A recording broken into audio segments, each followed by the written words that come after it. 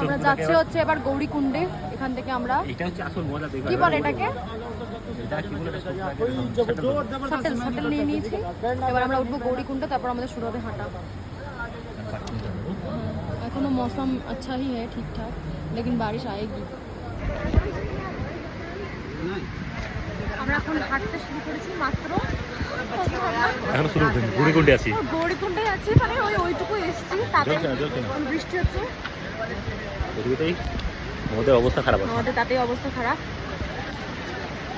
তাই নিয়ে তো যাবোই, ওকে তুলে বেঁধে গড়িয়ে নিয়ে যাবো। আমিও তাই যাব।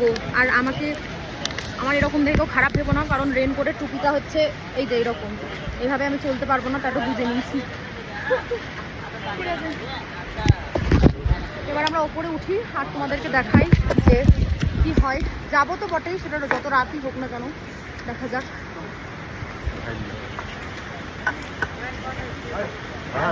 হর হর মহাদেব।